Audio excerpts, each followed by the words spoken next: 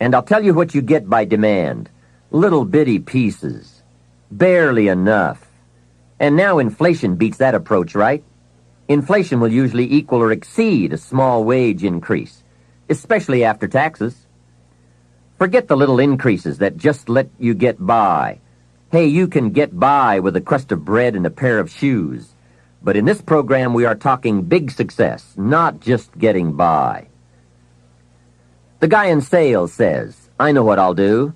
I'll get me some of those sales books that teach the tricky sales. I'll put it on my prospects, dazzle them with my sales footwork, grab their money before they know what's happened. Well, you can try that, but my experience shows you wind up at the bottom of the economic ladder, not the top. See, it's not what you get by tricks that counts. It's not what you get by demand. It's what you get by performance that counts. And I found this out. Performance comes from inside, not outside. For the first part of my life, I was looking for the answers outside before I finally discovered they were inside. Success is not something you pursue. Success is something you develop. People are often asking me, how do you develop an above-average income? And the answer is, become an above-average person. Develop an above-average handshake. Some people want to be successful, and they don't even work on their handshake. As easy as that would be to get started on, they let it slide. They don't understand. Develop an above-average smile. Develop an above-average intelligence. Develop an above-average interest in other people. Develop an above-average intensity to win. See, that will change everything. Probably one of the most frustrating experiences in life is looking for an above-average job with above-average pay without becoming an above-average person. It's called frustration. Mr. Schoaf one day gave me one of the most important statements of our entire association. I was giving him a rundown on how things hadn't worked out for me, and he said, Mr. Rohn, I have an answer for you if you will listen carefully. And listen carefully I did that day and for the next 5 years. If someone is wealthy and happy, you've got to listen. He said, Jim, I've only known you for a short time, but it is my honest opinion, for things to change for you, you've got to change. That was not quite the answer I was looking for, but that's the one he gave me. And now I bring it to you after pondering it all these years. For things to change for you, you've got to change, no matter what successes you've already achieved. Otherwise, it isn't going to change for you. Before I met Mr. Schoaf, I used to say, I sure hope things will change. That seemed to be my only hope. If it wasn't going to change, I was in serious trouble. Then I found out it wasn't going to change, and I was in serious trouble. Hey, remember, it isn't going to change. Not long ago, I did a seminar for a group of oil company executives during their convention in Honolulu. Sitting around this conference table, one of them asked, Mr. Rohn, you know some important people around the world.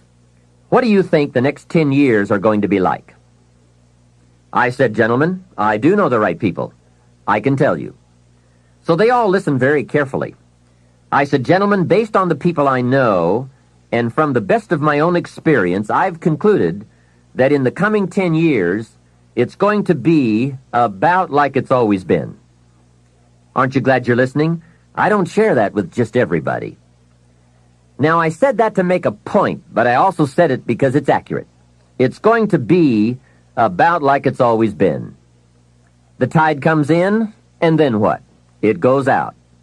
For 6,500 years that we know of, called recorded history, and probably long before that. So it's not likely to change. It gets light, and then what? It turns dark for 6,000 years. We are not to be startled by that now. If the sun goes down and the man says, what's happened? What's happened? Surely he just got here, I guess. Hey, it always goes down about this time of day. In rotation, the next season after fall is winter. And pray tell, how often does winter follow fall? Every time, without fail, for 6,000 years that we know of. Now, some winters are long and some are short. Some are difficult and some are easy. But they always come right after fall. It isn't going to change. Sometimes you can figure it out, sometimes there's no way to figure it out. Sometimes it goes well, sometimes it gets in a knot. Sometimes it sails along, sometimes it gets in reverse. See, that's not going to change. The last 6,000 years reads like this: opportunity mixed with difficulty. That's how it reads. It isn't going to change. The man says, well, then how will my life change? And the answer is, when you change. Whether I'm talking to high school kids or business executives, my message is always the same. The only way it gets better for you is when you get better. Better is not something you wish. Better is something you become.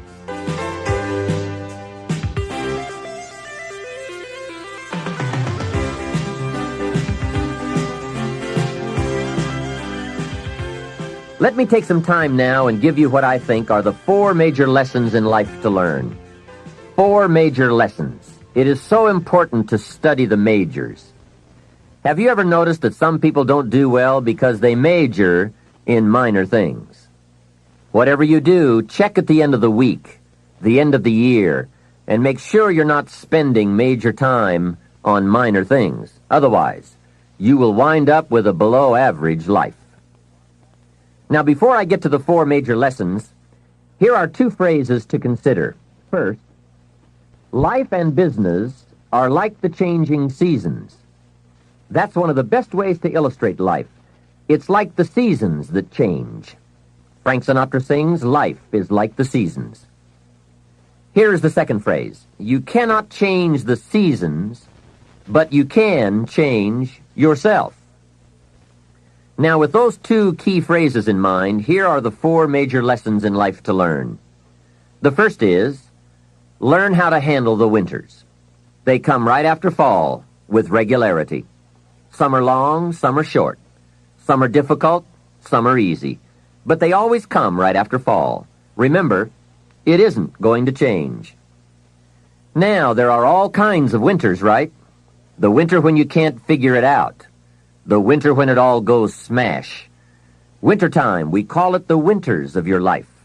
One writer called it the winter of discontent. The winter when it turns upside down, when it all goes wrong. There are economic winters, social winters, personal winters, when your heart is smashed into 1,000 pieces. Wintertime, disappointments.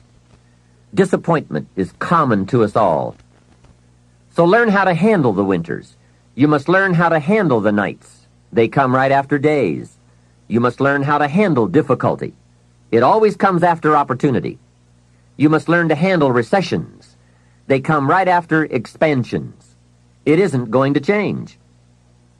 So the big question is, what do you do about the winters? Well, you can't get rid of January simply by tearing it off the calendar. But here's what you can do. You can get stronger, you can get wiser, and you can get better.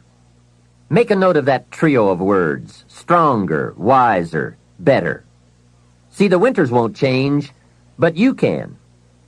Before I understood this, when it was winter, I used to wish it was summer. I didn't understand. When it was difficult, I used to wish it was easy. I didn't know.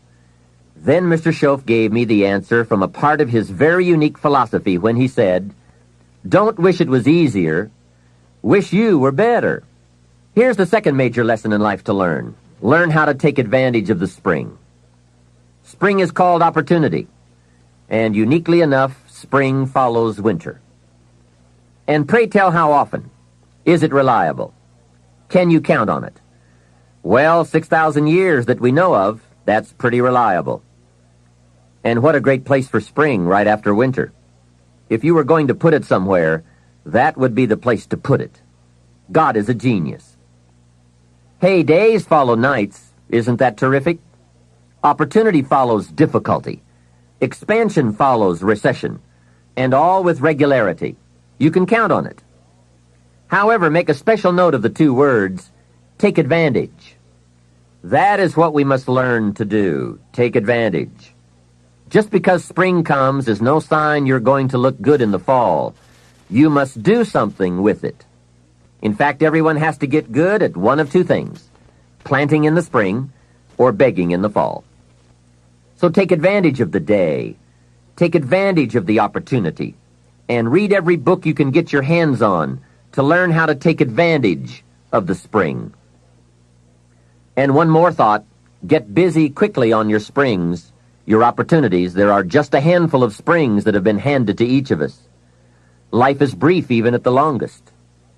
The Beatles wrote, "Life is so short." And for John Lennon on the streets of New York, it was extra short. But it is short. Elton John sings, "She lived her life like a candle in the wind."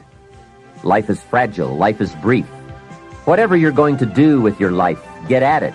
Don't just let the seasons pass.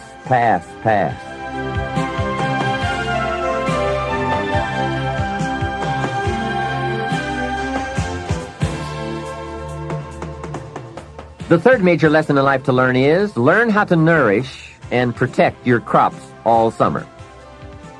Sure enough, as soon as you've planted, the busy bugs and the noxious weeds are out to take it. And here is the next bit of truth. They will take it, unless you prevent it. And that is the third major lesson to learn, major skill to develop, preventing the intruder from taking the good.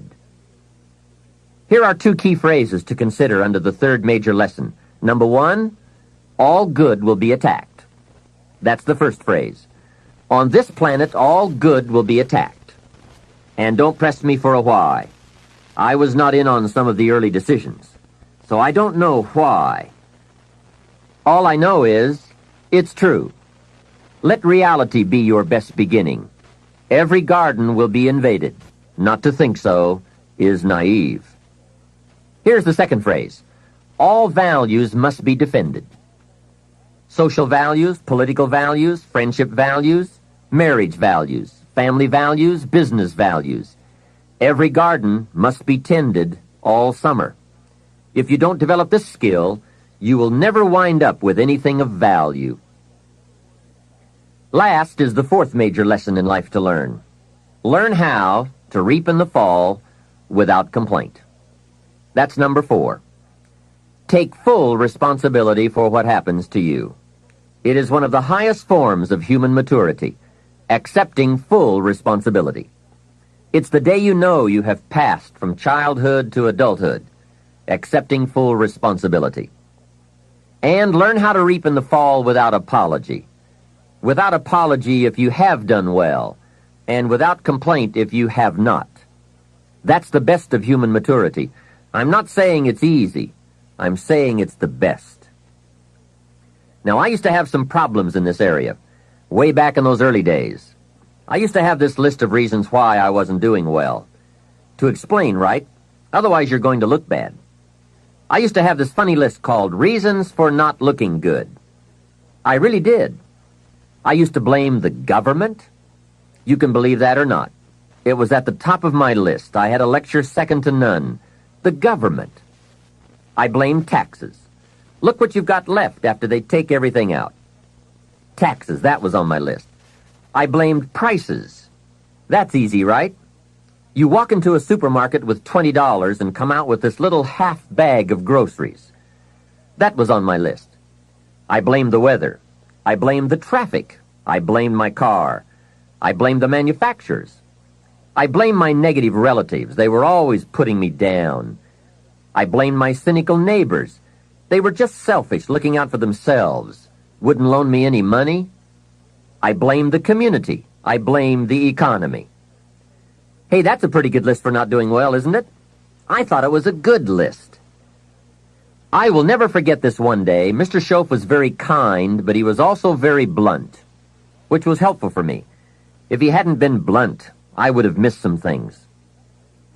On this particular day, with a kind of question mark look on his face, he said, "Jim, just out of curiosity, tell me how come you haven't done well up until now?" Excellent question, right? Well, so I wouldn't look too bad, I decided to go through my list. How I ever had the nerve to do that, I don't know, but I did. I went through the whole list, the government, taxes, prices, everything. He was very patient, and let me go through it all. When I finished, he looked over my list very carefully and said, "Mr. Rohn, big problem with your list. You aren't on it." How brilliant, and how true. When I went to work for him a few months later, I learned very quickly to tear up my list of reasons for not looking good and threw it away. And then I got a fresh piece of paper, and I put one word on it: me. There's a Black Heritage spiritual that says, "It's not my mother nor my father, nor my brother nor my sister, but it's me, O Lord, standing in the need of prayer."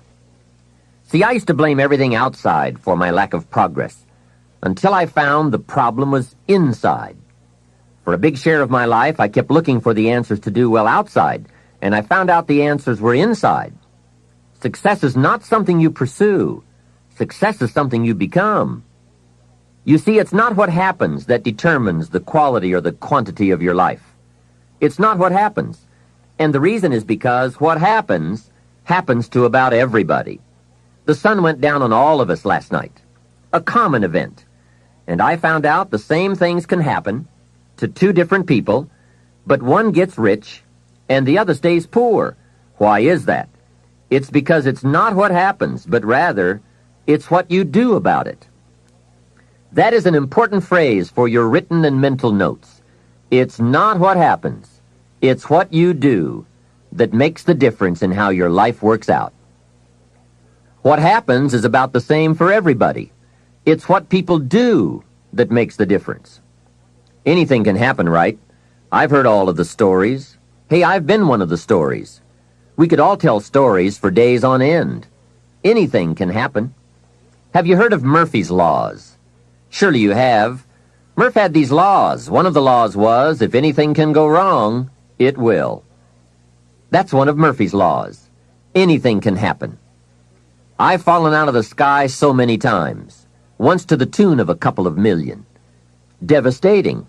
Took me a while to get over that one. Now, it wasn't all that much, but it was all I had. That's much, right? When it's all you've got. If you've got 3 and 2 go and you've got 1 left, you aren't looking that bad, but when it all goes. I'm sure you've had that kind of experience. Of course, a long time ago, when you ran out of money and got to 0, you were all through. Heck, now you can whistle right on by 0, right? They will bury you these days. But those are happenings. Everyone's got the same happenings. The big question is, what are you going to do about it? Someone says, "Yes, but you don't understand the disappointments I've had." Come on. Everyone has disappointments. Disappointments are not special gifts reserved for the poor. Everybody has them. The question is, what are you going to do about it? While we're talking about personal development and letting go of limitations, here are what I consider to be the biggest self-imposed limitations any man or woman has ever had to deal with. First, procrastination. Procrastination is particularly life-threatening because when we put something off, it doesn't seem at the moment to be all that important. At the end of the day, if you have let a few things slide, it doesn't seem like such a bad day. However, enough of those days piled up will make a disastrous year, and eventually, a disastrous life. Our inability to come to grips with a natural tendency to procrastinate will surely send us drifting in the wrong direction. Before you reach the final session of this program, you'll have left procrastination behind, if you're still troubled by it. You'll have discovered that it's simply too costly to put up with any longer. Besides, you'll be too excited about where you're going to postpone the activities taking you there. Self-imposed limitation number 2. Blame. All of us have blamed others for our troubles from time to time. In fact, the tendency to blame someone or something goes back a long way. When there were only 2 people on earth, it wasn't long before they started blaming. The man said, "It was the woman. She got me into this." And the woman blamed the serpent. Blame seems to be one of those negative tendencies that just comes naturally. The ego striving to defend itself. Remember the list I came up with to explain why I wasn't doing well? One of the items that was high on my list was prices. I told Mr. Schoaf that my problem was everything costs too much. However, he soon set me straight on that by saying, "Mr. Rohn, that is not the problem. Let me tell you the real problem. You can't afford it. It's not it. If you keep dealing in it's, you will always be broke, unhappy, and disillusioned because you will never have enough. Don't deal in it's. Deal in you." When I finally learned to change my thinking from it to me, I changed my whole life. What a life-changing experience to finally meet someone who doesn't hesitate to put it on you or on your tendency to indulge in blame or procrastination. That is indeed a banner day when you meet someone who has learned how to skillfully and carefully attack the same problem that has kept you from doing very well, or kept you beneath your potential, or kept you off balance as to your own self-worth. It is so easy to mistake appearances for reality, to confuse the symptom with the real cause. Along with blame comes the third negative tendency we want to eliminate: excuses. Guess how many excuses we have? 1,000,000. And in the course of a lifetime, we will probably use them all, unless somebody finally comes along and blows all those excuses apart to make us come face to face with the real reasons for our current dilemma. Until that time, we will probably use another 1,000,000 excuses to prevent ourselves from having $1,000,000. Here's one of the major questions I'll pose to you during this program. What are you going to do starting today that will make a difference in how your life works out? Good question, right? What are you going to do? See, if you don't do something starting today that will make a difference, guess what? It's going to be the same. And you can guess what the next 5 years are going to be like. Just look at the last 5. The next 5 years will be like the last 5 unless you, Major Key, make all the changes. Now here's another key question. What can you do starting today that will make a difference? That's a good question. What can you do? What can you do with economic chaos? What can you do with massive disappointment when it's all gone wrong? What can you do when it won't work, when you've run out of money, when you don't feel well, and it's all gone sour? What can you do? Well, let me give you the broad answer first. Here's what you can do. You can do the most remarkable things, no matter what happens. Hey, people can do incredible things, unbelievable things. A man can do the most amazing things with the most impossible circumstances. A woman can do the most remarkable things with the most disastrous circumstances. Hey, I found out kids can do remarkable things. That is, if they have remarkable things to do. I also found out if they don't have remarkable things to do, there's no telling what they'll do. Now, here's why humans can do remarkable things. It's because they are remarkable. They are not dogs, animals, fish, birds, amoebas. Humans are different than any other creation. When a dog starts with weeds, he winds up with weeds, and the reason is because he's a dog. But that's not true with human beings. Human beings can turn weeds into gardens. That's one of the major differences being a human versus being a dog. Humans can turn nothing into something, pennies into fortune, disaster into success. And the reason they can do such remarkable things is because they are remarkable. So why not reach down inside of you and come up with some more of those remarkable human gifts? They're there waiting to be discovered and employed. And with those gifts, change anything for you that you wish to change. And I challenge you to do that because you can change. If you don't like how it is for you, change it. If it isn't enough, change it. If it doesn't suit you, change it. If it doesn't please you, change it. And I challenge you to do all that because you can change. See, you don't ever have to be the same after today, only by choice. If you don't like your present address, change it. You're not a tree. Now for the process of change, just a philosophical pronouncement won't do. It takes more than that. And it takes more than enthusiasm. I know we are hearing a lot about enthusiasm these days. We're still hearing the old cliche of the 30s, to be enthusiastic, you must act enthusiastic. But see, that won't help. I'm sorry. Hey, after you have leaped about, there are some things you've got to do, or it isn't going to change for you. You can get all excited about lifting 200 pounds until you get to the gym. Then you need a new excitement. And the new excitement is discipline. Discipline, the major step to human progress. If there is one thing to get excited about, this is it. Get excited about your ability to make yourself do the necessary things to get a desired result. That's true excitement, not just optimistic panic. True excitement. Hey, what could you do starting today that would make a big difference in your life? Answer, no telling. What will some people do starting today? That's what's disappointing. It's not what we can do that's in question. What we can do is fantastic. What we can do is unbelievable. What we can do, it's what we settle for that's disappointing. Remember, the major question to ask on the job is not, what are you getting? The major question to ask is, what are you becoming? What we become is what leads to all the good things. And the habits we form, habits of mind, attitude, and behavior, are a dominant part of what we are becoming.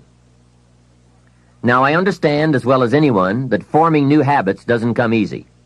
But new habits will come when we change.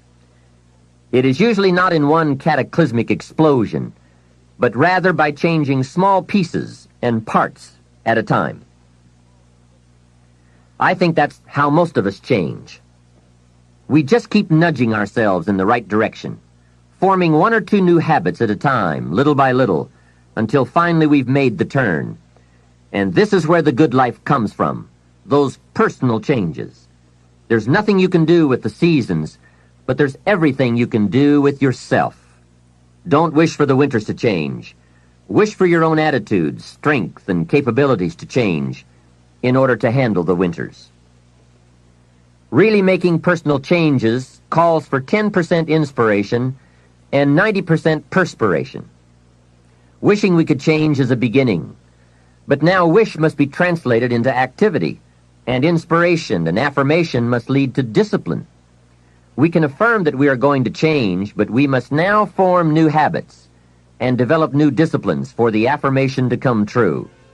Make sure your activities are not going in the opposite direction of your affirmation. Make sure your daily thoughts and activities take you in the direction of your affirmation.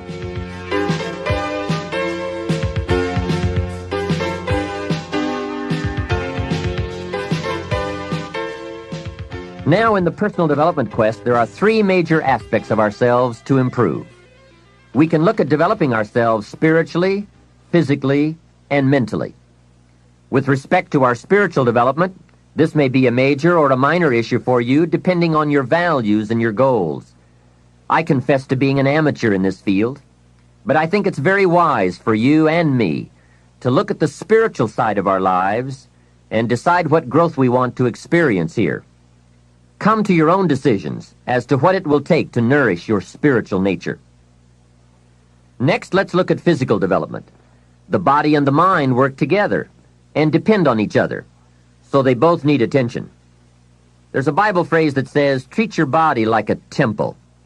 So just put it in your notes, body like temple. Not a bad suggestion. Treat your body like a temple, not a woodshed. Now, in taking care of the physical, we must learn to be conscious of ourselves, but not self-conscious. We need to be aware of our physical appearance, our physical well-being, but not to the point of being self-conscious. We need to be aware, we need to take care, but some people devote too much of their day to physical appearance. Physical appearance is going to have something to do with your future, your well-being, your income, so do spend some time on physical appearance. How we appear to other people does make a difference in terms of our acceptance and our ability to function and do well in the marketplace. In fact, there's another Bible phrase that says, take care of the outside for people and take care of the inside for God. People look on the outside, and God looks on the inside.